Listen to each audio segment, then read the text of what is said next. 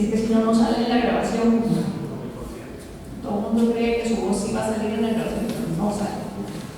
Entonces, le agradecemos a Ricardo que nos haya acompañado en esta charla, porque de verdad esta investigación ha resultado muy fructífera, lleva bastantes años en esto, y ha participado y sigue participando en comités de la ISO, y va a salir un estándar que es de parte de Costa Rica gracias a su intervención. Nos va a contar más sobre el asunto, y también le pedí, porque no sé qué tanto vas a hablar de esto, sobre las experiencias que has tenido y cómo motivar un poco sobre el tema. Entonces, adelante, Ricardo. Listo, muchas gracias.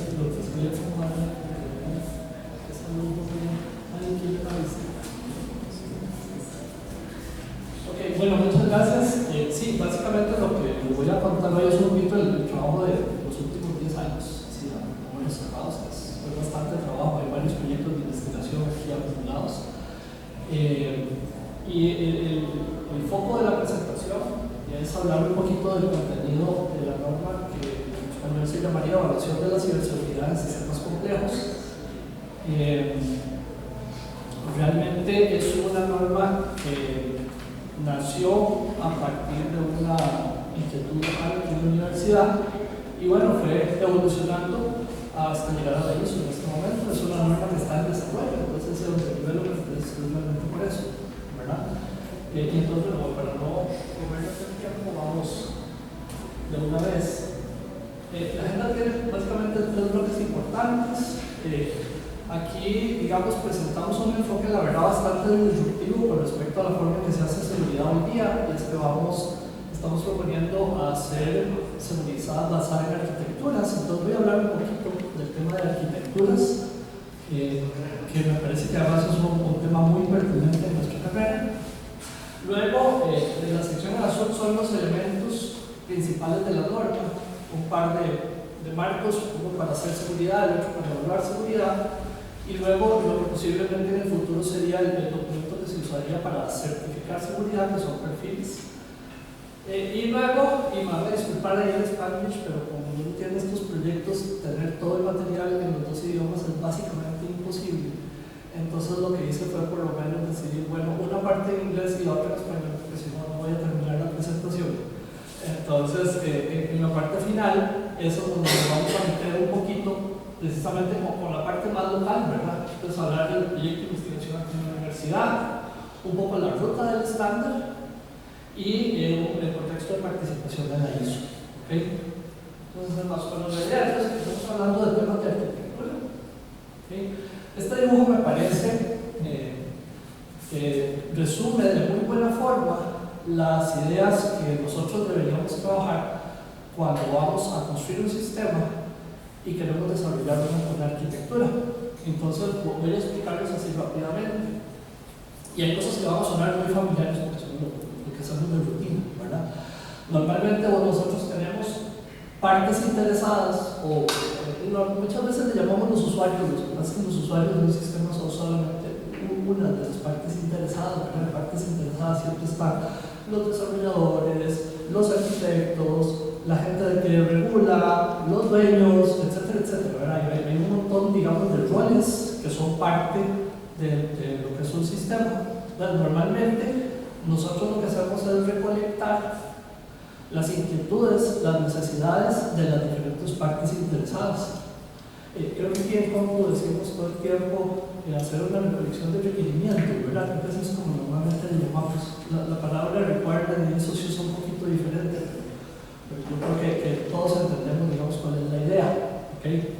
Entonces el problema sí empieza por ahí, y una de las bases es identifique a todas las partes interesadas, o stakeholders, es el término que se usa en inglés, ¿verdad? Para poder tomar la opinión desde los diferentes ángulos, porque una de las esencias de una arquitectura bien construida es esa, haberle tomado opinión a todos los que de alguna forma están interesados. ¿Okay? Y entonces por ahí empezamos a modelar el problema. Un segundo elemento es que uno normalmente A veces uno tiene ya una base para lo que quiere construir, a lo que queremos construir en terminología de arquitectura le vamos a llamar la entidad de interés. ¿Okay? Y entonces muchas veces también uno tiene algunas consideraciones que son aspectos de la entidad de interés. Póngale por ejemplo que fuera el edificio ese que está por ahí al lado de lo que queremos construir en este momento. Entonces normalmente las entidades de interés están en un contexto, en un ambiente un poco más grande, ¿verdad? Entonces uno tiene que hacer no solo captar solo las necesidades de los interesados, sino que hay veces hay cosas que se saben con respecto a la entidad de interés. Y aquí voy a usar un ejemplo muy de la casa. Si nosotros queremos hacer un desarrollo de los sistemas tecnológicos de la universidad, algo muy de la casa es la diversidad. Si queremos hacer un desarrollo de tecnología sin considerar que entre escuelas, incluso a veces dentro de una misma escuela, somos diferentes en muchas cosas, ¿verdad? Normalmente entonces vamos a llegar a un escenario que podría no ser el deseado. ¿Okay? Y bueno, y así como ese ejemplo, podríamos construir un montón de situaciones. Una vez que tenemos captado el problema, lo que debamos conocer de la entidad que queremos desarrollar, o que queremos modificar, o lo que sea, se viene la parte ingenieril, que aquí es donde yo siento que necesitamos trabajar más en general, tanto aquí en la escuela como país, e incluso a nivel global. Y tenemos que proponer la solución. Ese tiempo del enunciado del problema al enunciado de la solución muchas veces no tiene ese nivel de dedicación y esfuerzo que hace que la solución del problema sea la mejor, que es usualmente lo que buscamos. En esa figura un poco lo reflejamos mencionando que los partes interesadas, al reflejar sus inquietudes, normalmente tienen diferentes perspectivas. ¿Okay? A la solución, a la propuesta de la solución, le tenemos que hacer un trabajo al que le vamos a llamar, digamos, los diferentes ejes de la solución, le vamos a llamar los viewpoints de la solución, los puntos de vista de la solución. Entonces, esa conversión del enunciado del problema a los viewpoints de la solución es de las cosas que cuestan. Vieran qué fácil es simplemente ordenar los concerns, o sea, las cosas que la gente necesita, y creerse que ordenar eso es suficiente para desarrollar una solución. O sea, realmente es fácil caer en ese error, incluso teniendo mucha experiencia. ¿Okay? Una cosa que tratamos de hacer, porque esta historia se les estoy contando y es realmente teórica, yo les voy a enseñar ahora una arquitectura de seguridad ya creada. Y entonces voy a saltar todo el pedazo de lo que hemos pasado haciendo un montón de años, ¿verdad? Entonces lo que les voy a contar es básicamente cuáles son los viewpoints de la arquitectura que creamos. ¿Okay? Entonces eso es como mensaje. A nivel de la carrera, ahorita tal vez más adelante voy a usar alguna figura para mencionar más. Yo pienso que es importante trabajar en eso. Hay muchos cursos que tienen que ver con enunciar un problema y construir una solución. Yo pienso que tenemos que dedicarle un poquito más de rato a ese clic para pasar de uno a otro. A veces estamos pretendiendo que hay clic y no lo hay. ¿Okay? Entonces, sobre todo cuando el problema se puede ser más complejo. ¿Okay? Luego, por ejemplo, un par de figuras para complementar esta idea. ¿Okay? Ese es un mapa conceptual de la norma en su versión actual. Ahí podemos ver los elementos más importantes de la arquitectura. Está, bueno, por aquí está la entidad de interés, ¿okay? Que es como lo que queremos realmente elaborar, ¿verdad? Que tiene una arquitectura. Esa arquitectura se describe a través de la descripción de la arquitectura. O sea, es como la representación. Muchas veces la descripción de una arquitectura termina siendo un documento, aunque podría ser otras cosas, pero en general va a ser un documento. Y por ahí van a ver enumerados los elementos que mencionamos, los stakeholders, los concerns, los aspectos de la arquitectura, las perspectivas de los stakeholders. Y marqué la flechita con asterisco, que es la que me parece que es la clave de que las arquitecturas se hagan bien, que es cuando definimos los viewpoints que atienden los concerns. ¿Okay? Porque muchas veces entonces empezamos a construir cosas sin haber hecho suficiente cabeza para la cosa. ¿Okay? Lástima que no es una clase de arquitectura, entonces podríamos empezar a ver ejemplos y demás, pero digamos que ahí dejo el mensaje un poquito. Cuando desarrollamos arquitecturas, el contexto, cuando es en una organización y en general, es un poquito más amplio, ¿verdad? Normalmente los informáticos y los ingenieros estamos muy en ese ciclo básico de vida, ¿verdad? De que hacemos una conceptualización, luego una elaboración, un desarrollo y luego una evaluación, ¿verdad? Ese es como el ciclo técnico en el cual nos mantenemos, pero realmente no todos los demás sistemas hoy día nuestros llevan un proceso de gestión y un proceso de gobernanza que son los que le dan precisamente la integración y la sostenibilidad, ¿verdad? Y todo ese conjunto de elementos que tenemos que poner ahí para que las cosas sean sostenibles, que duren, que realmente cumplan su función con todas las características que normalmente necesitamos. Y bueno, ya hay una serie de procesos habilitadores que es, por ejemplo, en esta institución, si quisiéramos desarrollar un proyecto X, entonces todos los elementos que deben apoyar el desarrollo de ese proyecto X. Y entonces yo les voy a hablar hoy de una arquitectura de seguridad. Lo que pasa es que aquí ya me comí todo el camino de construcción.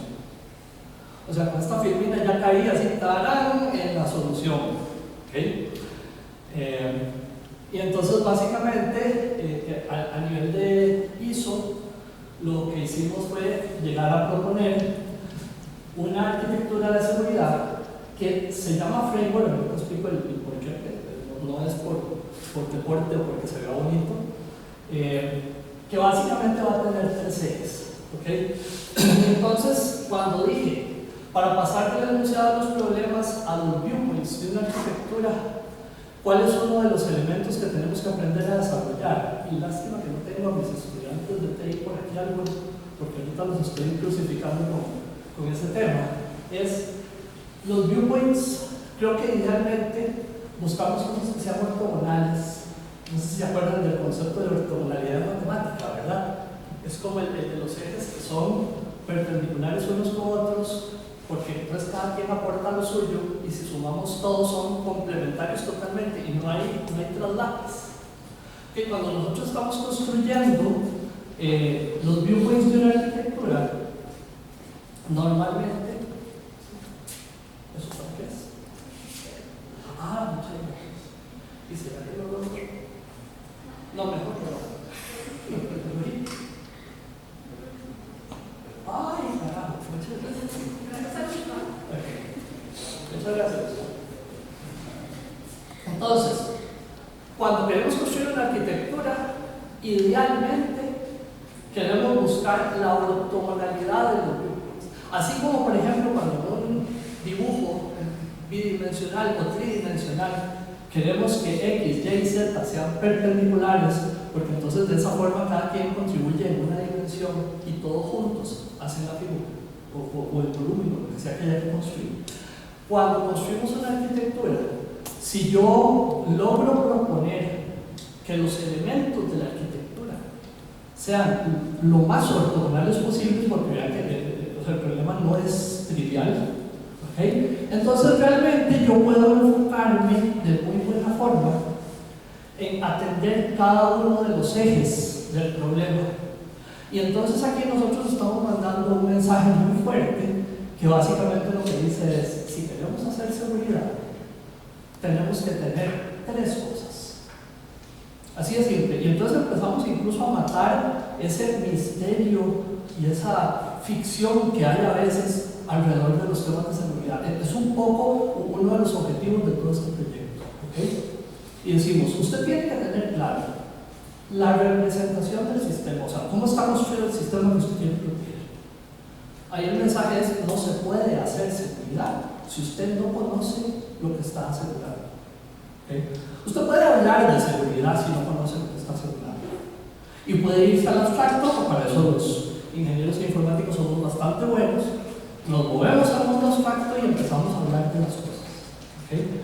Y eventualmente podemos hacer un modelo de un sistema en el abstracto.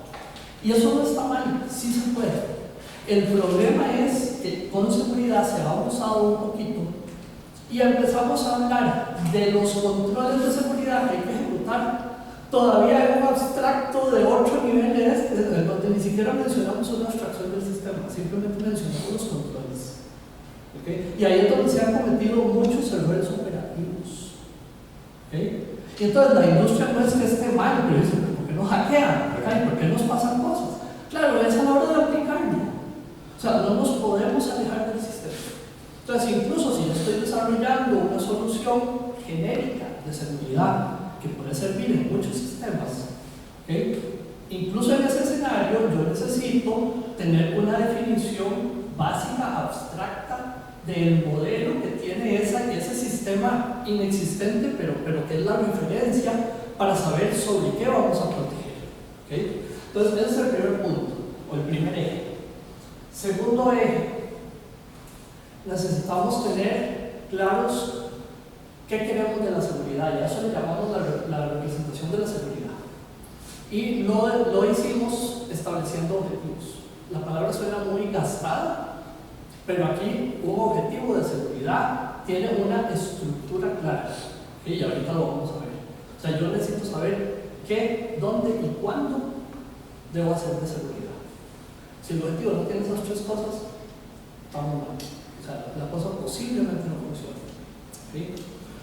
Y por último, vamos a caer en el eje en el que la industria maneja de forma bastante exhaustiva, y la verdad es que bien, pero a veces sin la base correcta, que es la metodología de seguridad que normalmente tiene que ver con análisis de riesgos. O sea, tampoco es que estamos yendo en contra de lo que se hace hoy día. ¿Sí? Y entonces, de hecho, el mensaje de todo el modelo al final es: está bien, haga análisis de riesgos, pero tenga claro sobre cuál sistema y cuáles son sus objetivos aplicados a los componentes del sistema. No especule con los riesgos. O sea, no defina riesgos que a lo mejor podrían no ser reales. Y esos tal vez no importan, que el problema son los riesgos que no, porque normalmente es con los que a uno le va mal, ¿verdad? Uno analizó ciertos riesgos y entonces por ahí. ¿Okay? Y entonces digamos que el resto de la presentación, en la parte técnica, va básicamente en esa línea.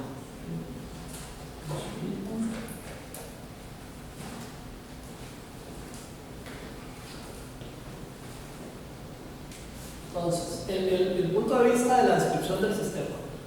Yo ahorita pongo sus dibujitos, aquí los tengo, compañeros.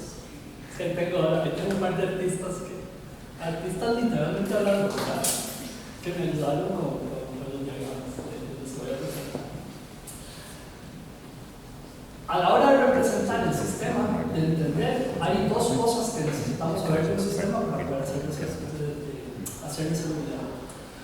Necesitamos conocer cuáles son los componentes, el modelo que estamos proponiendo y que creemos que es el intuitivo natural para describir los componentes de un sistema, en donde, y me voy a tirar grandes ligas. Imagínense que el sistema es hacerle la solución de seguridad a una ciudad inteligente de un país, del mundo. O sea, no estamos hablando de hacer la receta de casa. ¿Okay? O que estemos hablando de hacerle la solución de seguridad a toda la infraestructura de centros de datos de la empresa transnacional más grande que exista. ¿Okay? Estamos hablando de ese tamaño de cosas. ¿Okay? O sea, ya no salimos de productos, ya no estamos hablando de hacerle la seguridad a un servidor, a una red, a un firewall. Estamos hablando de cosas realmente grandes. ¿Cuál es la propuesta técnica para atender una cosa de ese tamaño? Un árbol. Y díganme si ¿cuál estructura bien manejada me convierte un problema de tamaño exponencial en algo logarítmico? Bien manejada, una estructura de datos. Entonces, la estructura de datos propuesta para describir los componentes de un sistema es lo que llamamos un árbol de todas las partes. No nos lo estamos inventando, si googleamos un ratito encontramos la historia del patrón ahí hacia atrás, ¿okay? Y porque además es súper apropiado para lo que ahora vamos a llamar seguridad estructural, que es uno de los aportes de este modelo. Y es, si yo estoy pensando darle seguridad a cosas tan grandes como las que acabo de mencionar, o sea, un conjunto de centros de datos alrededor de todo el mundo, ¿verdad? Una ciudad completa, ¿okay? ¿Cómo vamos a hacer para partir eso en grupos manejables de cosas, ¿verdad? Es más, ¿cómo sabe uno hasta dónde llega la cantidad de seguridad que yo debo hacer? ¿En dónde pongo la seguridad? ¿Verdad? ¿Qué estrategia uso para definir y para tratar de saber si lo que llevo de seguridad es suficiente o no? ¿Okay? Porque por ahí va la cosa, ¿verdad? El problema es complejo, no por el problema, no por la solución, sino por el tamaño del problema. ¿Okay? Ahí es donde está la complejidad de una cosa de estas. ¿Okay? Entonces, bueno, ahí tenemos un ejemplo tipo Hola Mundo, ¿verdad? Al mejor digamos, estilo computing, en donde tenemos, por ejemplo, un sistema de computadora y obviamente simplificado, en donde decimos, bueno, tiene hardware, tiene software, tiene información. Esas agrupaciones tampoco son antojadizas, realmente tienen que ver con la naturaleza de los componentes de ese sistema. Realmente, creo que todos entendemos claramente que el hardware y todas las ideas que manejamos en nuestra cabeza en cuanto a información y software son diferentes, ¿verdad? Pero también entre la información y el software, ¿verdad? El dinamismo que tiene el software de poder ejecutar cosas y demás hace, porque además el software vamos a visualizarlo como capaz de interactuar. La información realmente es solo capaz de recibir interacciones que provienen de otro lado. ¿Okay? Entonces, vean que ese diagramita es relativamente intuitivo. En un diagrama de todas las partes no se hacen abstracciones raras. Yo no modelo algo adicional al sistema, sino que yo lo que hago es describo el sistema que tengo. Si lo estoy construyendo, yo por ejemplo en el curso de seguridad a mis estudiantes les digo, construyan primero el sistema, olvídense del dibujo, porque claro, la gente se estresa por la tarea. Y entonces, no, hagan el sistema.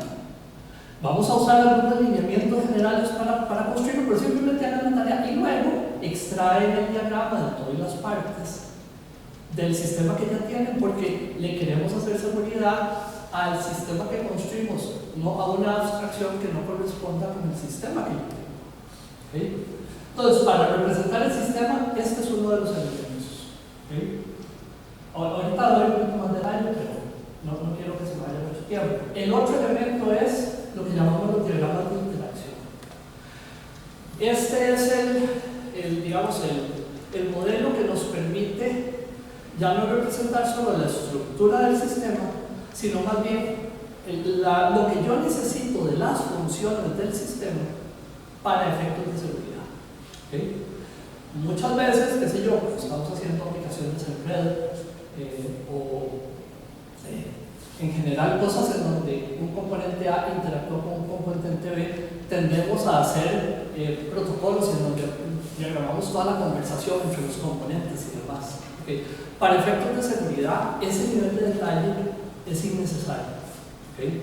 Entonces, los diagramas de interacción van a ser diagramas que me reflejan o interacciones directas entre componentes o hay un tipo particular que le llamamos canales de comunicación entre componentes, que son muy comunes en el entorno, digamos, de la seguridad de la información, ¿verdad? Cuando, por ejemplo, está una aplicación transfiriendo información a otra remotamente.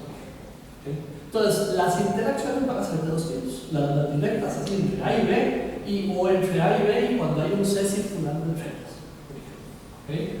Entonces, este es el otro tipo de diagrama. Este modelo nos va a servir para identificar uno de los tres tipos de relaciones o lugares en donde se puede o se debe hacer seguridad. ¿Okay? Ahorita vamos a ver ese detalle. Pero entonces, si yo tengo un sistema y quiero empezar a hacer seguridad, ¿qué necesito? Bueno, un diagrama de todas las partes, en el nivel de detalle, eso tal vez se me olvidó decirlo, en el nivel de detalle de la granularidad que yo le voy a dar a la seguridad. ¿Okay? Eso es importante. Y ahí es donde eventualmente alguien se puede equivocar y a veces lo hacemos en el mundo real. Cuando, por ejemplo, a algo le hacemos solo una seguridad perimetral y había que hacer cosas más adentro. ¿Verdad? Eso es clásico. ¿Okay? Por ejemplo, no sé, una mascota. Le bloqueamos para que no se escape. Ajá. Pero eventualmente no nos protegemos de todas las maldades que nos pueden hacer al interno de la casa, ¿verdad? Porque realmente no lo pensamos completo, ¿verdad? Y por ahí hay también interacciones, entonces a veces hay que precisamente profundizar en el nivel de seguridad. Entonces, el primer elemento, la descripción del sistema. Ejemplos, aquí está, hay los artistas de estos diagnósticos, son los compañeros de allá atrás, ellos fueron muy unidos hace un poquito más de un año, ¿verdad? Más o menos, todavía lo siguen usando. ¿Okay? En el curso de tecnología de la información, yo los pongo en el segundo curso. En el caso de ellos eran grupos de 3, y entonces simulábamos una compañía, realmente ni tan simulada, terminaba siendo real porque la construían, en donde había 3 centros de datos. Entonces cada miembro del equipo tenía a su cargo un centro de datos. Y entonces vean qué interesante cómo, porque esto podría ser un centro de datos de los llanos, o sea, perfectamente, y el diagramita sería lo mismo. En el primer nivel sería exactamente lo mismo, ¿verdad? Y entonces ya que agarramos y empezamos a ver que la seguridad entonces debería ser manejable por cualquiera que pueda ordenar y describir de forma ordenada un sistema a nivel estructural. Entonces, el primer diagramita me da un árbol de todas las partes muy grueso, o sea, la seguridad que habría ahí sería solo a nivel del centro de datos en general. De hecho, con el diagramita de la derecha, que es el diagrama de interacción, uno diría, bueno, pues entonces adicional solo le va a dar seguridad a la interacción entre los centros de datos.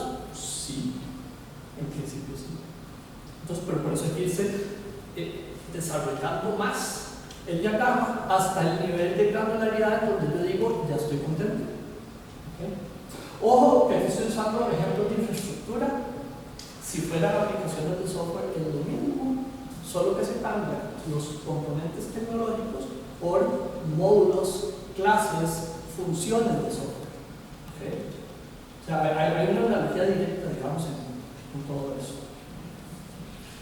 Aquí tengo más dibujitos con más detalle, por ejemplo, creo que en la primera que sigue, ¿ven? Detallamos los componentes de uno de los centros de datos. ¿Okay? En el diagramita de abajo estamos abusando un poquito de la notación, porque normalmente en los diagramas de interacción no hacemos este zoom. Lo que pasa es que para efectos incluso de esta presentación queda más cómodo, porque queda más claro, digamos, ver cuál es la idea. No estamos ahorita evaluando la correctitud totalmente del diagrama. ¿Okay? Entonces, si yo necesito ir a más detalle, entonces, por ejemplo, en ese escenario, que sería un escenario de nube, ¿verdad? El SX es el sistema de virtualización, están las dos subredes que tenían ese centro de datos, la red local, la LAN y la zona militarizada, digamos, para prestar servicios de internet. Por ahí había un conjuntillo de switches, un firewall, ¿lo ven? Y vean que entonces, si yo necesitara ir detallando a más niveles la seguridad de cada una de esas cosas, de forma muy intuitiva y de forma muy modular, lo podría ir haciendo. ¿Okay? Por aquí vamos a tener más ejemplillos. Bueno, ese es un diagramita de la cosa completa, nada más como para ver, para que vean que realmente, si yo quiero, se puede ver complejo. Yo podría ir haciéndole zoom a cada uno de esos bichitos que están ahí y llega un momento en que el diagrama no se va a entender, pero no hace falta. Ese es el punto, no hace falta. Podemos ir interactivamente a un mundo de proyecto. ¿Okay? Ahí está el Christensen Baker. No vino Gerson, ¿verdad? Okay. Ese es otro caso. Este es uno que a mí me parece muy interesante. De hecho, con un profesor de la escuela de biosistemas, estamos montando ahí, tratando de montar cosillas. Vean, por ejemplo, un árbol de todas las partes de un sistema de Internet de las cosas. Entonces decimos, bueno, el sistema tiene una aplicación móvil, un servidor de la nube, un gateway que es el que captura la información en el borde de los sensores y los sensores mismos. Y entonces vean cómo incluso se puede hacer intuitivamente un diagrama general de cómo funciona la aplicación, y eso sirve para hacer la seguridad más macro del sistema. ¿Okay? Entonces, si eventualmente yo lo tengo que hacer en ese nivel, luego van a ser los canales de comunicación principales entre los principales componentes, ahí está. Eso no necesito más que eso. ¿Okay? Pero vean que no hemos empezado a hablar todavía de seguridad, estamos hablando de estructura. ¿Okay? Y entonces, esta es la figura que a mí me gusta de todo eso, la que habla de seguridad estructural. ¿Para qué queremos ordenar un sistema en el todo y las partes? ¿Para qué queremos tener las interacciones en diferentes niveles de granularidad? Bueno, porque cuando yo no hago eso, normalmente me puede pasar que caigo en un sistema, y entonces veamos ese grafo que está al lado izquierdo como un grafo en donde los noditos son los componentes del sistema. Y supongamos que yo no me preocupe mucho por ordenar y segmentar mi sistema en grupos, ¿okay? Que es al final lo que me va a permitir ir haciendo la seguridad gradualmente. ¿Okay? Entonces pasan cosas como que si alguno de los usuarios se jala una torta o se vuelve malo o lo que sea, cosas como las que pudieron haber pasado en Costa Rica hace un tiempo. ¿Okay? Entonces yo he hecho una notita de veneno por ahí. ¿Y cuáles son todas las posibilidades de esa notita de veneno de propagarse? Todo el sistema, así siendo exagerados, ¿verdad? En cambio, si yo me siento y ordeno, digo, no, un momentito, es que yo realmente no necesito eso. Posiblemente los noditos del lado izquierdo necesitan hablar de una manera un poco más ordenada con los del lado derecho. Y entonces estos, por ejemplo, no sé, que sean una subred o un módulo de software del sistema y el otro módulo de software del sistema, ¿verdad? Y entonces yo puedo hacer un punto de contacto que no es todos contra todos, ¿verdad? Y entonces podría poner un escenario donde meto un control de seguridad en el medio. Podría poner no el que esté en el medio, sino ponerlo en un nodito o en el otro o en ambos, dependiendo del nivel de seguridad que yo necesite implementar, ¿verdad? Y entonces vean la cantidad de interacciones que ahorita se van a convertir en los potenciales lugares donde yo debo hacer seguridad. Y entonces, entre más interacciones yo tengo en un sistema, es probable que tenga que atender más consideraciones de seguridad. ¿Okay? Y entonces aquí incluso, porque como esto lo hicimos incluso para llegar a certificaciones, ¿okay? La simplicidad en un sistema definitivamente me conlleva menos esfuerzo en seguridad. ¿Okay? Y entonces quiere decir que, bueno, a veces algo por naturaleza es simple, ok, pero entonces tenemos que estructurarlo bien. Que sea complejo no significa que no tengamos que estructurar. Y entonces aquí yo quiero retomar casi que todos los cursos de la carrera. Me acuerdo de algunos en particular, como cursos como estructura de datos, cursos como los de programación, cursos como los de esta programación paralela, ¿cómo se llama? Concurrente y paralela, se me olvidó el nombre del curso, ese. Es que luego lo llevé, no me tuve que llevarlo, pero no existía en mi tiempo, entonces no me sé el nombre. Ajá. Cursos de ingeniería del software, de la estructura de un sistema operativo, de organización de redes, en donde todos, ¿qué es lo que hacemos? Aprender a ordenar de diferentes formas los sistemas. Okay. Si yo me enfoco en hacer eso bien durante la carrera, ya llevan toda la parte estructural de la seguridad comprada. ¿Por qué? Porque entonces luego, cuando usted tenga que iterar por las interacciones entre los componentes de un sistema para ver en dónde necesita hacer seguridad, resulta que usted tiene escenarios como esos. ¿Okay? Vean la cantidad de líneas que se fueron. Y ahí es donde hablaba al principio el tema de convertir problemas de tamaño exponencial en logarítmicos. ¿Qué pasa? Digamos, cuando tenemos un sistema ideal que se porta bien bonito, donde yo lo ordeno, y entonces todo conectado versus partirlo a la mitad, y cada mitad a la mitad, y cada mitad a la mitad, y así sucesivamente. ¿Qué le pasa a ese sistema? la complejidad se reduce al logarítmico al final del camino en el desarrollo exponencial. ¿Okay? Con niveles totalmente apropiados de seguridad. ¿Okay? Por ahí va un poco el mensaje. Y entonces, la seguridad del sistema, la descripción del sistema, lo que me va a permitir, al final de cuentas, es construir seguridad estructural. Necesitamos un experto en seguridad, y como digo yo, es un tono varita mágica o bolita de cristal para hacer seguridad estructural. Cero. ¿Okay? Podríamos decirlo de una manera muy simplista: necesitamos ser ordenados.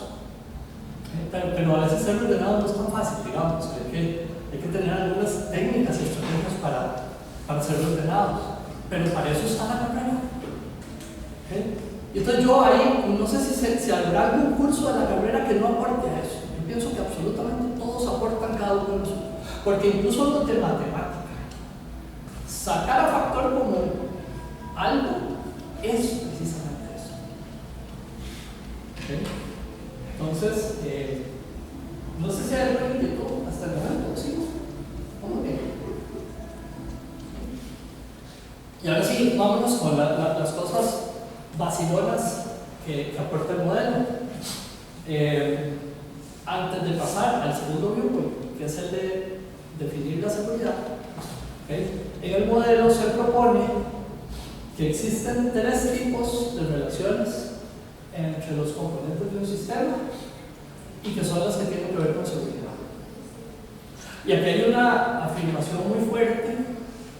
La prueba formal matemática de que esto es correcto es trabajo futuro, digamos. Ahí estamos trabajando en eso. Yo espero que en algunos años la podamos tener, porque realmente la afirmación es muy fuerte en el sentido de que podemos hacer seguridad correcta, completa con estas relaciones. ¿Okay? Y entonces, las relaciones de seguridad lo que dice es que entre cualesquiera dos pares de componentes, un par de componentes de un sistema donde usted identifique una relación de aislamiento, eso es solo para el mundo físico. Eso es como cuando echamos algo en una bolsa, cuando echamos algo en una caja. ¿Okay? Cuando se da una interacción, eso es bien variado, porque puede ser física, como ahí digamos el access point, comunicándose con ondas con la computadora, pero en el nivel digital hay un canal de comunicación de la aplicación que está en una computadora con el software que tiene el access point y la información fluyendo. ¿Lo ven? Entonces hay varios niveles. Entonces están las relaciones de interacción, esas son del mundo físico o del mundo digital, pero no se mezclan. Entonces yo no tengo interacciones de una pieza de información con un teclado, eso no existe. ¿Okay? Si quiero buscar una que mezcle cosas, que es la que empata el mundo real con ese mundo digital que hemos creado, son las relaciones de representación. Es así, se vale de cualquier lado y para cualquier dirección que lo quieran ver. Entonces, por ejemplo, cuando vemos en las películas que una persona se hace cirugía plástica para suplantar a otra, hay una representación del original, ¿verdad? Con el que está suplantando, a veces están los dos en físico, ¿verdad? Pero como ahí el nombre representando, en este caso, la identidad de la persona. Las relaciones de representación pueden ser de representación de componentes de lo que sea. ¿Okay? Estas relaciones son la pega de la seguridad. ¿Por qué? Bueno, porque cuando nos metemos en el mundo digital, pues pongamos en los escenarios esos incómodos una foto incómoda que representa lo que sea que se tome en la foto, ¿verdad? Y en donde realmente el ligamen entre el original y la foto no es del nivel de fortaleza de una interacción. Cuando las cosas están interactuando, ahí se está dando, ¿verdad? ¿Okay? Las relaciones de representación tienen la característica de que cada una de las representaciones de lo que sea que yo estoy representando puede tomar su camino. ¿Okay? Y entonces es todo un tema cuando salen representaciones de cosas y se van Porque no hay manera de agarrarles así, con la mente traerse y decir, ven a mí, y devuélvase. Entonces, ese es uno de los problemas que tenemos ahorita serios con la seguridad. Yo no he visto que la industria lo maneje así, pero los problemas y las soluciones que proponen claramente tratan con el problema. Lo que ha faltado tal vez es darle un nombre apropiado. Y además hace el enlace, no la mezcla, el enlace entre el mundo físico y el mundo digital. Entonces, por ejemplo, las señales eléctricas que construimos en una computadora para hacerla que funcione como un dispositivo, digamos, de cómputo, ¿okay? Se convierten en unos y ceros en primera instancia, que son representaciones o de voltajes o de corrientes o de lo que sea que yo dijera que iba a representar. ¿Lo ven? Entonces ahí tenemos el puente. En ese nivel está el puente entre lo digital y lo físico. ¿Okay? Bueno, ese ejemplo es otro, ¿verdad? Digamos, la persona, ¿okay? Representada por su nombre. ¿Okay?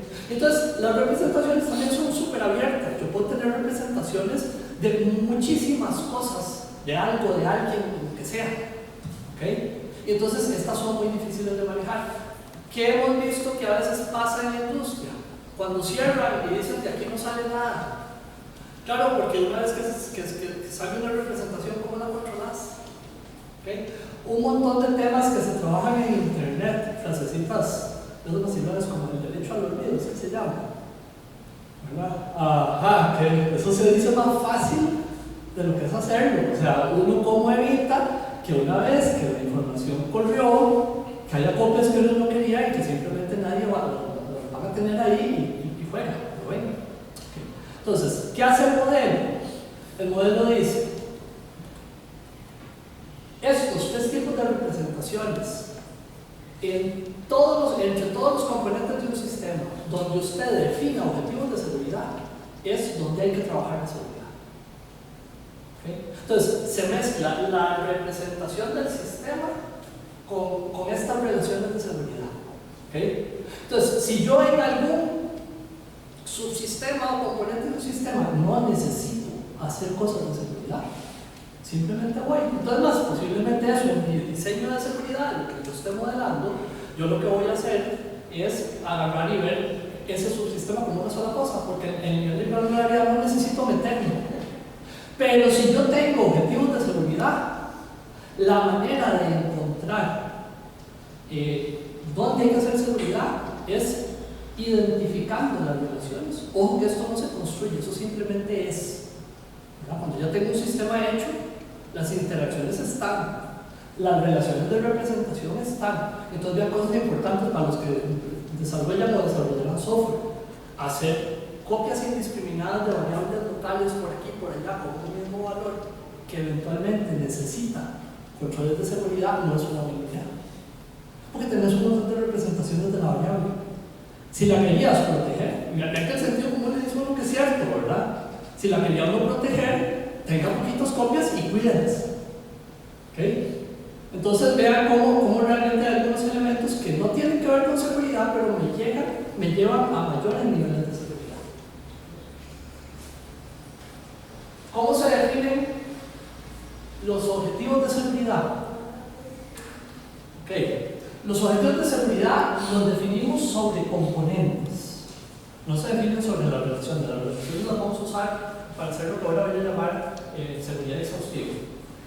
Entonces, cuando yo tengo un componente de un sistema en el cual yo tengo claro que necesito definir alguna propiedad de seguridad, como por ejemplo, necesito que esto se mantenga confidencial, necesito que esto se mantenga íntegro, esto lo necesito disponible, ¿okay?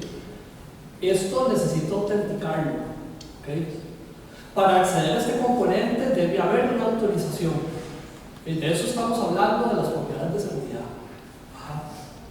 Y logro definir el dónde, es decir, a cuál componente necesito que se dé esa propiedad. Y el cuándo, porque ese es el universo en el que vivimos, ¿verdad? Espacio y tiempo. ¿Okay? El cuándo, ¿cómo lo manejamos? Porque el espacio nosotros lo podemos controlar, lo podemos manipular. El tiempo no, es una línea una variable global, continua. Entonces lo que hacemos es que la atendemos referenciada a los eventos de seguridad. Y entonces decimos antes, durante o después de que se dé el evento en el componente del que yo estoy tratando. O sea, el tiempo lo vamos a manejar de forma relativa. ¿Okay? Porque de forma absoluta no corresponde, digamos, para ser un modelo genérico no tendría sentido. ¿Okay? Entonces, mis objetivos de seguridad, básicamente lo que van a hacer son el trigger, el punto que detona, ¿verdad? El que yo necesito hacer algo de seguridad en un componente. Y entonces vamos a tener objetivos directos. El nombre es un tema meramente metodológico, no hay diferencia entre ellos, pero es objetivos directos, es la seguridad que yo decido que necesito inicialmente para componentes individuales de un sistema, por las reglas de negocio, por consideraciones de algunas de las partes interesadas, etcétera, etcétera, ¿verdad? Entonces ahí nosotros podemos poner a pensar, por ejemplo, no sé, en una entidad bancaria. Claramente, sin darle mucha vuelta, el jefe del banco dice, mire, yo necesito aquí integridad de la información al 100%, no me sirve menos. Así de sencillo, ¿verdad? O en estamos en moda, un entorno militar, confidencialidad, ¿verdad? Aquí todo es secreto, ese tipo de cosas, ¿verdad? Entonces vean que tener en el nivel de negocio ese tipo de definiciones ahora permite que una persona de perfil técnico agarre y dice, me dieron la orden, por ejemplo, de que toda la información sensible fuera confidencial. Ok, pero entonces yo como cargo de todas las partes puedo barrerlo y decir cuál es la información sensible y la puedo llevar a evaluación. Y puedo decir, ¿es esta la información sensible? ¿Me falta alguna? Y entonces ahora sí, ya asociamos el objetivo de seguridad. ¿Lo ven? Y vean que estamos matando al experto. Estamos convirtiendo esto en un proceso metódico. ¿Okay? En donde yo necesito conocer algunas cosas básicas. ¿Okay? Pero no son de alguien que necesita conocer muchísimo para poderlo hacer. ¿Okay? Los objetivos indirectos. Este es otro de los aportes, además de la seguridad estructural, otro de los aportes importantes del modelo. Llamamos objetivos indirectos a los objetivos que nosotros, dado un objetivo directo y dada una relación de seguridad como las que describí hace un momento, como esas, ¿okay? Entonces es un objetivo igualito al primero, pero que yo defino para un componente adicional del sistema para lograr que se dé la propiedad de la seguridad del objetivo que yo definí como directo. Por ejemplo, en una de las publicaciones, el ejemplo que usamos fue un par de copas que eran transportadas en una caja. Entonces el objetivo principal era que no le pasen cosas a las copas. Ahorita no me acuerdo exactamente cuáles eran, pero ahora ahí está, que no se quiebra y no se pierda. Y entonces, claramente, digamos, si yo quiero que a las copas no les pase nada, posiblemente yo voy a querer que el contenedor tampoco quede la caja, porque si yo estripo la caja, es casi un hecho que las copas se van a quebrar. Bueno, lo mismo nos pasa con los sistemas. ¿Cuál información no necesita que el software que la maneje tenga algunas consideraciones de seguridad? ¿Okay? ¿Cuál aplicación de software que corre en una máquina no necesita que el sistema operativo esté operando bien? ¿Cuál máquina virtual, hoy estamos en el mundo de la virtualización, cuál máquina virtual no necesita que el hipervisor que la gestiona sea íntegro? ¿Okay? Y esos son normalmente escenarios de interacción, incluso ya un poquito abstractos, pero son bastante intuitivos. ¿Okay? Con las relaciones de representación pasa lo mismo. ¿Okay? Lo que pasa es que con las relaciones de representación a veces es más difícil ver la necesidad. Por ejemplo, cuando yo tengo la privacidad de una persona, ¿okay? Y tenemos fotos, videitos, ¿verdad? Y entonces decimos, ok, pero entonces para mantener la privacidad de la persona yo necesito, por ejemplo, que esta foto se mantenga confidencial. Bueno, porque si la foto no se mantiene confidencial, se va a afectar la privacidad de la persona. ¿Okay? Y entonces ya empezamos a establecer un orden en un sistema, ¿okay?, en donde yo defino objetivos para el mundo real, por ejemplo, y por eso el modelo se llama de ciberseguridad, porque realmente, o sea, el modelo es totalmente genérico. Entonces también hay un tema de vocabulario y de terminología en eso, pero por eso le pusimos de ciberseguridad, porque vean que entonces ahí tenemos con la relación de representación la pega de lo que yo tengo que hacer en mi mundo digital para que el mundo real me funcione como yo quiero. ¿Okay? A partir de los objetivos indirectos, porque vean que entonces se genera como un componente, un objetivo directo, otro componente que se relaciona con un objetivo indirecto. Ok, estas cosas se encadenan. Entonces, así como yo digo, bueno, la contraseña, necesito que la aplicación esté protegida, necesito que el sistema operativo esté protegido, necesito que la máquina virtual esté protegida. Entonces, se hacen cadenas de seguridad. ¿Okay? Y entonces, el otro aporte que es importante del modelo es precisamente el de las cadenas de seguridad. ¿Hasta qué nivel llega? Hasta el nivel en que yo diga que me para, o donde encuentro los límites de mi sistema. Por eso es que es importante tener clara la descripción de todo y las partes para saber qué cosas son parte de mi sistema y qué cosas no lo son. ¿Okay? Entonces, el nivel de granularidad me lo va a definir un poco de ese árbol de las partes. Ayer, ¿con quién hablaba yo de estas cosas? Porque hay un montón de patrones que la industria usa. Tal vez les han hablado, digamos, la organización de un sistema por capas. Y entonces le hablan de la famosa cebolla, ¿verdad? Porque sobre la cebolla es claramente un elemento por capas, ¿verdad? Y entonces, ¿qué pasa con eso? Por ejemplo, se está hablando de un árbol. ¿Y las capas? ¿Me va a decir que está malo la industria? No, por supuesto que no está malo.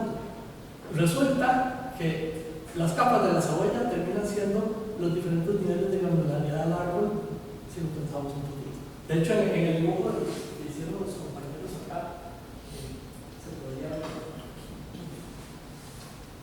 ver, ahí está como en donde uno de los componentes está encerrado en el centro de datos y está encerrado en la organización, y entonces ahí digamos, es bastante intuitivo poder ver las diferentes capas de seguridad. Ah, ya me acordé, fue que mis estudiantes hicieron una presentación, los de infraestructura de seguridad física. Y entonces presentaron los centros de datos de Google, como no sé si eran 6 o 8 niveles, y una cebolla así, un montón de capas, ¿verdad?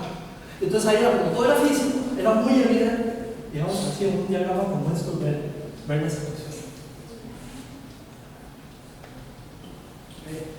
Y ya para ir cerrando, ¿cuánto tiempo llevo? Llevo un montón, ya no voy a aburrir. ¿Está muy aburrido? No, está bien. Pero voy a hablar. Este es el tercer viewpoint, el que es metodológico. O sea, ya empezamos a hablar de cómo organizar el sistema, ya empezamos a hablar de objetivos de seguridad, y construir la seguridad en dónde está, ¿verdad? Bueno, ahora sí, metámonos en un procedimiento de análisis de riesgos clásico, pero soportado por todo lo que acabamos de definir. Entonces, yo perfectamente podría, a partir de políticas y objetivos de una organización, ¿okay?, yo puedo establecer objetivos de seguridad. Aquí, en esta bolita, digamos un poco lo que se busca es decir, bueno, aquí se establecen los objetivos directos y luego hay que derivar los indirectos. Esto es lo que llamamos aquí seguridad integral. ¿Okay? Esta cajita es realmente la de establecer los objetivos. Pero vean que los objetivos van a estar soportados por la descripción del sistema. Porque si yo no sé definir a dónde van mis objetivos, pues estamos mal, ¿verdad? Posiblemente. Y la torta es cuando se quedan cosas colgadas, como decimos popularmente. ¿Okay? Y entonces, con este paquete, ¿okay?, ahora sí, hagamos análisis de vulnerabilidades, identifiquemos amenazas, establezcamos los riesgos, ¿okay?, pero dándole soporte a estos objetivos. Entonces, yo no voy a buscar una vulnerabilidad simplemente por reflejar que algo es débil en un sistema. No, pues, si al final de cuentas, si a mí no me importa que esa vulnerabilidad sea explotada porque va a ser irrelevante para lo que pase en mi sistema, pues déjenla ahí. No va a pasar nada. Pero si usted tiene un objetivo, entonces a ese sí. Y yo creo que algo que ha pasado con la industria es dar por sentado muchas cosas. A veces dejamos implícitas muchas cosas y llega un momento en que las hemos empezado a olvidar. Y entonces, por ejemplo, cosas contra las que yo no estoy, pero me parece que en algunos casos adolecen de lo que acabo de mencionar.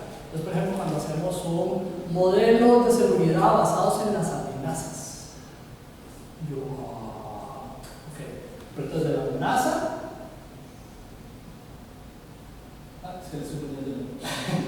De las amenazas, ok, tiene sentido si hay una vulnerabilidad, pero la vulnerabilidad tiene sentido si hay un objetivo y un componente que protege. Ese es el problema. Entonces todo lo que hay camina, pero le falta este orden metódico en donde hay algo que sustente lo que estamos haciendo de aquí en adelante. ¿Okay? Yo veo que en muchos escenarios de seguridad se habla de análisis de riesgos y este literalmente empieza de aquí para allá. Eso es lo que no está bien. ¿Por qué? Porque donde tenemos un sistema complejo hay que ser Superman para poder identificar todo. O sea, es que les explico, ya ni los teléfonos son simples, o sea, los teléfonos ya son un sistema complejo, las computadoras son un sistema complejo. O sea, ya no podemos jugar a querer adivinar todo. ¿Okay? Lo mismo pasa con la seguridad estructural. ¿Okay? Y déjenme ver esos escenarios, porque yo sé que se los van a encontrar en la vida. Y entonces, para que por favor se acuerden y digan que aquí algo no huele bien.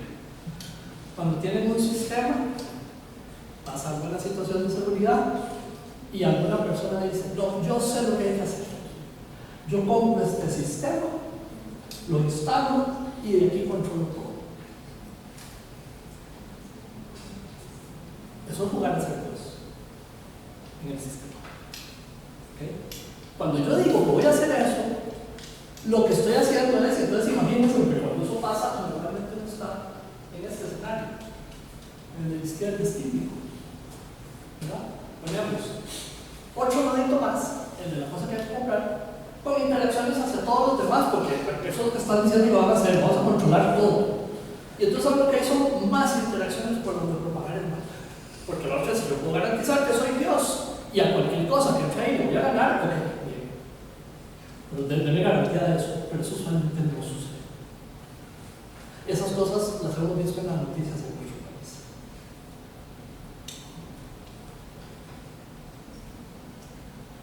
Y en algún momento, cuando se pone la cosa fea, ¿verdad? Y pues amenazan, vamos a despedir gente y todo eso. Lo que hay que hacer es mandar a la gente a ordenar los sistemas, a ordenar las redes. Es lo primero. La seguridad estructural le reduce estructuralmente la posible cantidad de seguridad que usted tiene que hacer. Es lo primero que hay que hacer, ordenar. ¿Okay? Claro, si el desorden es muy grande, todos entendemos que no está fácil ordenar. Hacemos ahí sí que hay que ver cómo lo manejamos. ¿Okay? Voy a ir aquí un poquito más rápido porque me ha durado mucho. El segundo framework, y tal vez para hacer referencia a por qué framework, en el estándar de arquitecturas, realmente el framework es como la caja de herramientas con la cual usted construye arquitecturas en este caso. El framework es una palabra que se usa para muchísimas cosas. Hay muchos escenarios donde la usamos bastante mal, hay otros donde se usa bien. ¿Okay? Pero nosotros aquí lo que estamos proporcionando realmente es más como una caja de herramientas para construir arquitecturas de seguridad, porque sí hay una arquitectura de seguridad genérica, pero es suficientemente genérica como para que sea útil verla desde una perspectiva de la cajita de herramientas. Entonces, con la evaluación pasa lo mismo, digamos, por transibilidad. Entonces, ¿qué pasa con un escenario como este? Bueno, ahí tenemos los elementos en la parte de arriba, digamos, en la arquitectura, los interesados, las inquietudes, la entidad y el entorno. Y entonces ahora queremos evaluar esa seguridad, ¿verdad? En este caso, evaluar la arquitectura. ¿Okay? Como la arquitectura es para hacer seguridad, pues vamos a evaluar la seguridad. ¿Okay? ¿Cómo se hace eso? Ahí realmente el haber adoptado el enfoque de arquitectura no simplificó todo. O sea, yo realmente he sufrido bastante menos modelando esto que modelando la parte de seguridad que les acabo de explicar. ¿Por qué? Bueno, porque básicamente ya hay una especificación de cómo se evalúan arquitecturas de forma genérica. Esta es la norma 42.030, la que describe una arquitectura de la 42.010 y la que tenía los procesitos era la 42.020. Entonces, para evaluar una arquitectura en el sentido más amplio de lo que sea, tenemos 3 capas. Dicho de abajo hacia arriba es, en la primera usted hace un análisis de la arquitectura que construyó. ¿Okay? A partir de ese análisis define los elementos técnicos que le permiten evaluar la arquitectura. Y en el nivel de arriba lo que hace es la definición de alto nivel de las variables que realmente usted le quería evaluar. O sea, los conceptos que normalmente se juntan varios de los de abajo para hacer uno de los de arriba. ¿Okay? O en una explicación de arriba hacia abajo, que es como les voy a explicar en la figura siguiente, definimos cuáles son las métricas para evaluar la arquitectura, definimos cuáles son los elementos que necesitamos para construir esa evaluación, y luego vamos a la arquitectura a pedirle que nos dé toda esa información. ¿Okay?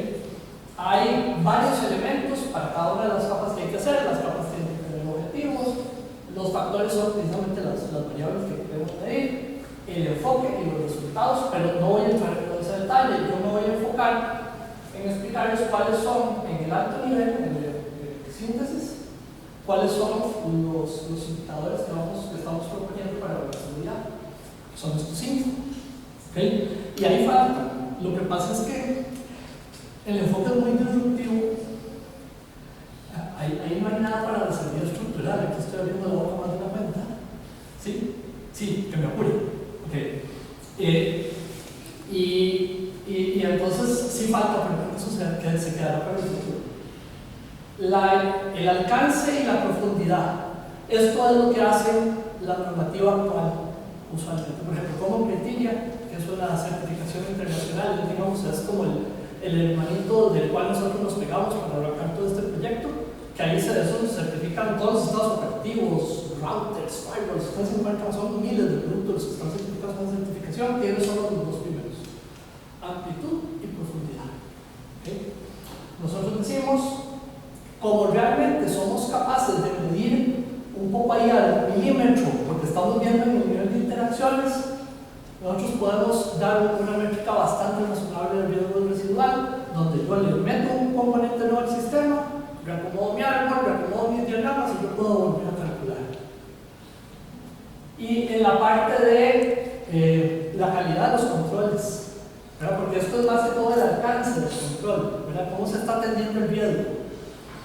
En la calidad de los controles, entonces, ¿qué tan apropiado es un control para lo que lo estamos poniendo a hacer? ¿Y qué tan fuerte, ¿verdad? Resistente, robusto, pues. ¿Okay? En este momento, por ahí va. Todos estos borradores, que es un estándar de desarrollo, o que ya en este momento salió de las manos de nosotros y es terreno del mundo, literalmente. Pero bueno, nosotros estamos llevando ya el proceso. Aquí voy a ir muy rápido. En una etapa final, digamos, una vez que ya teníamos modelado las arquitecturas, necesitamos definir el formato de los documentos donde se dice cómo se hace la seguridad de cosas. Entonces van a ser perfiles de seguridad, pero soportados por arquitecturas. Hoy día, los perfiles de seguridad que existen los soporta criterio experto. A mí me da mucho susto que esos expertos son ¿verdad? Porque lo que hay es eso. Incluso en ISO lo he visto. Ahora, gracias a Dios, ISO tiene una muy buena base de datos, hay muchas cosas que van quedando ahí, pero es complejo cuando no está estructurado. ¿Okay? Entonces, ese es como el final de la historia. A nivel de la universidad,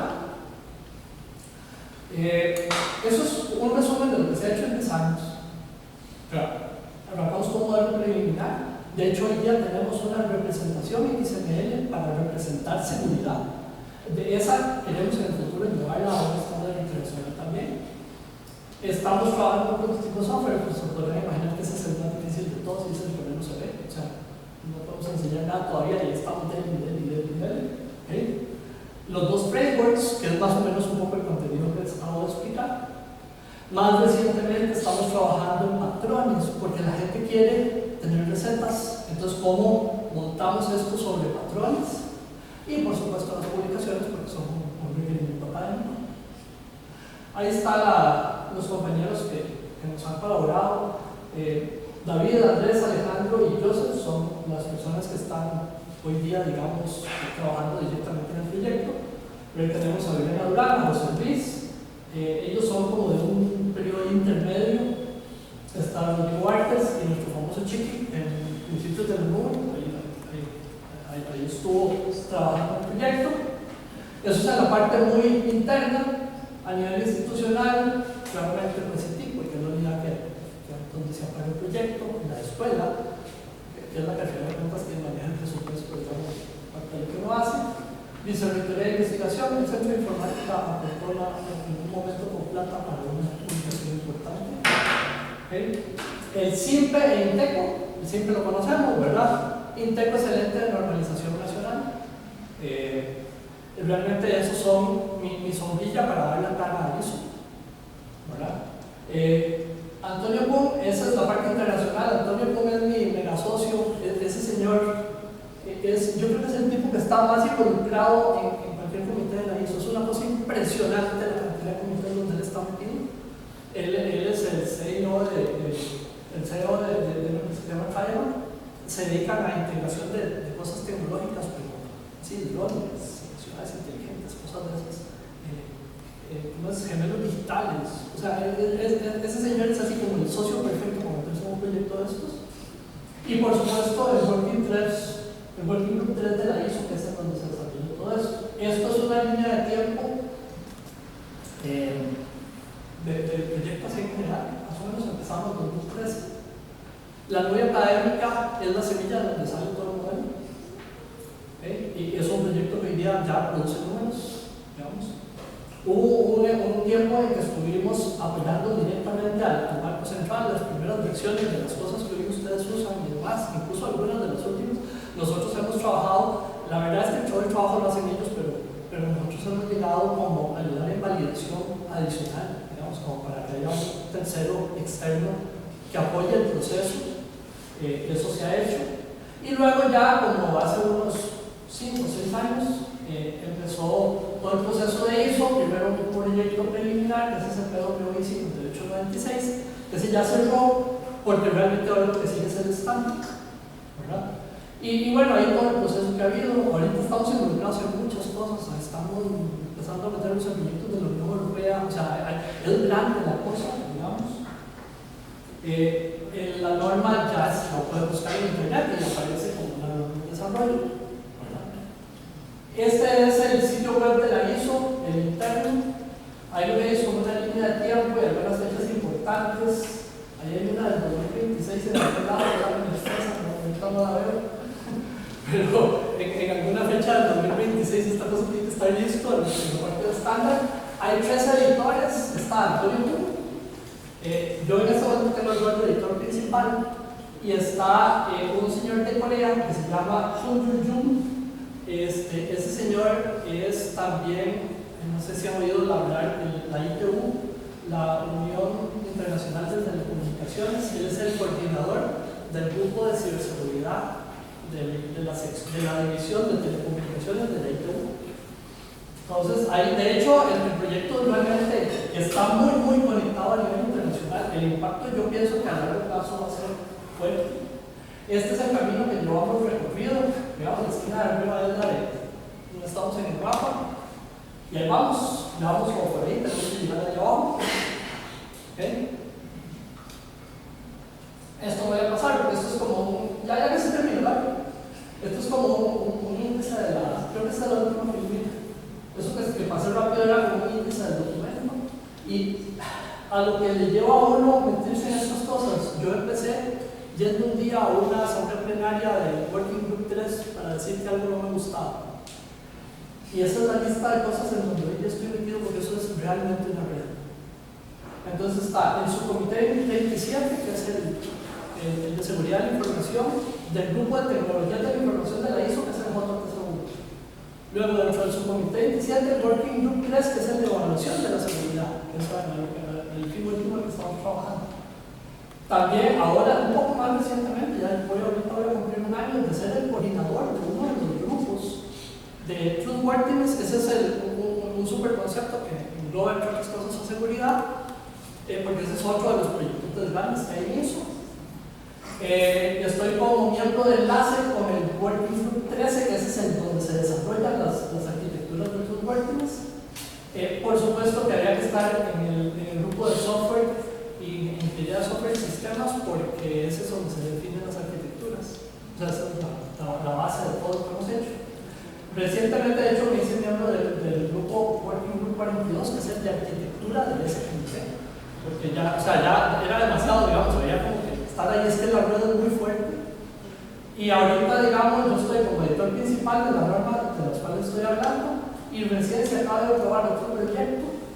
Tiene un nombre muy extraño, y entonces ese, digamos, que dejémoslo por ahí, porque esa es toda una historia que contar también. Y listo. Y perdón por haberme pasado mucho.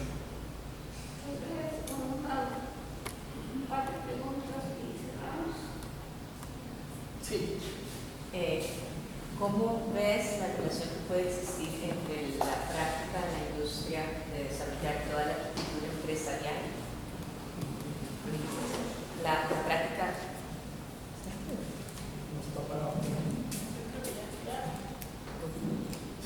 La práctica de la industria de desarrollar toda la arquitectura empresarial, datos, procesos, aplicaciones, infraestructura, lo ves como que puede ser un complemento para ordenar lo que vos decías de que no se conoce cuáles son los componentes y demás. Lo ves como que más bien no esté desarrollado, porque ahora la industria está muy enfocada en eso para tratar de organizar la casa y saber cuáles son todos los componentes que se utilizan en los diferentes enfoques, perspectivas y procesos. Sí. ¿Cómo lo podrías enlazar? Vamos a ver, si entendí la pregunta, por lo menos en Europa eso se está dando. O sea, los europeos sí están trabajando para integrar. Ahí la palabra arquitectura no falta en ninguna reunión. A mí me preocupa Costa Rica, porque yo he hecho intentos de propagar aquí algunas ideas y las semillitas cayeron en el desierto. Entonces me preocupa, digamos, a todo nivel básicamente.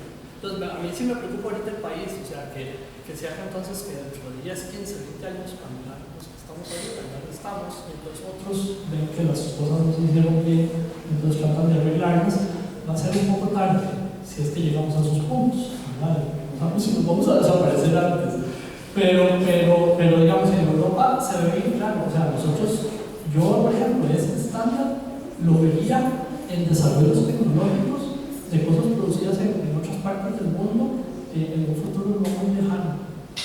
Porque además, como les decía, ese socio que me conseguí es terrible, él está metido en absolutamente todo lado, porque vamos para todo lado. Entonces, este estándar, yo espero que sí va a tener impacto global, incluso. Yo pienso que yo lo haría en normas como 27001, 27002, que son las normas estrella de ISO, ¿verdad? Son las de seguridad del sistema de gestión de los sistemas de gestión de seguridad de la información, siempre son muy raros.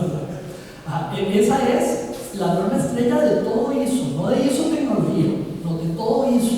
¿Okay? Yo aspiro a que nosotros mejoremos esa norma con esto, diciéndole, señores, hay que meter arquitecturas. ¿Okay? Y yo pienso que eso es totalmente lograble. Más fácil lo veo en otros proyectos, digamos, porque los europeos sí están antes. Estados Unidos que está un poquito más, la relación es más cruda, pero yo pienso que se puede dar sin ningún problema. Y aquí lo veo difícil, hay que cambiar, pero definitivamente, digamos, ya está pasando. O sea, es que no hay otra forma de meterse con eso, con la complejidad de los sistemas